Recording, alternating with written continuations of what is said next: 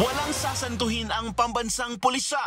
Pinaiimbestigahan ni PNP Chief Romel Francisco Marbil ang impormasyong lumabas sa Senate inquiry kahapon na mayroong dating Chief PNP na kasama sa payola ng Philippine Offshore Gaming Operators o POGO at sinasabing dawit din sa pagpapatakas kay dismissed Bamban-Tarlac Mayor Alice Guo. Ang PNP Criminal Investigation and Detection Group o CIDG ang mangunguna sa pagsisiyasat.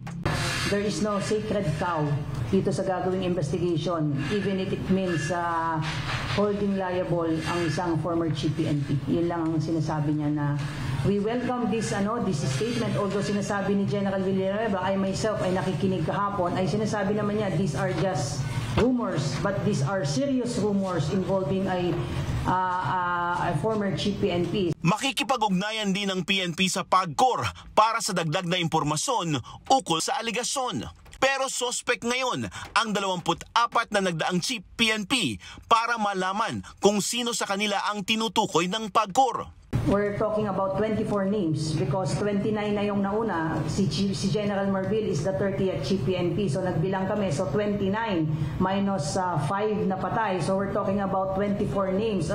But in fairness to those former Chief PNP, I think they are naman in the position to answer in their behalf. Nakaaapekto ang isyu sa buong hanay ng kapulisan kaya't dapat na may managot dito.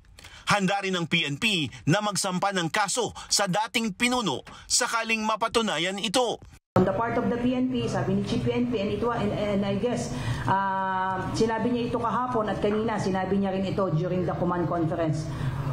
Regardless kung sinong tatamaan dito, kung mapapatunayan na meron siyang kinalaman dun sa sinasabing tumulong sa pagtakas and worse ay nakaka-receive ng monthly payola, then again, wala tayong palalagpasin dito at patatawakin. Sabi nga niya, no sacred cow, regardless kung sino ka pa. Pananagutin. Kani-kanilang reaksyon naman ang mga dating PNP chief hinggil dito. Si General Rodolfo Azurin Jr. sinasabing irresponsable ang naging pahayag ng PAGCOR official na si General Raul Villanueva. Dapat anyang pangalanan nito kung sino ang tinutukoy na dating Chief PNP. Kung hindi anya ito magbibigay ng pangalan, dapat anya itong sampahan ng kaso ni General Marbil dahil sa pagbibigay ng unverified information.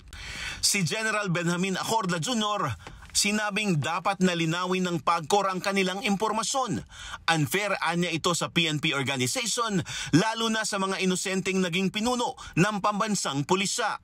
Para naman kay dating PNP Chief at Senator Panfilo Lacson, nakakaalarma kung totoo ang inexpose na impormasyon ng PAGCOR official. Kung totoo anya ito, dapat na masampahan ng kasong kriminal ang tinutukoy na former Chief PNP. Kanina, sinabi ni Senator Bato de la Rosa na dati ring PNP chief na sisingilin niya si Villanueva kung sino ang tinutukoy ng dating PNP chief na tumanggap ng limpak na salapi mula kay Guo. Kahapon, nauna nang tinanong ni Senator de la Rosa ang PAGCOR officer at si Guo kung saba ang tinutukoy na dating chief PNP, pero tumanggi naman ang mga ito.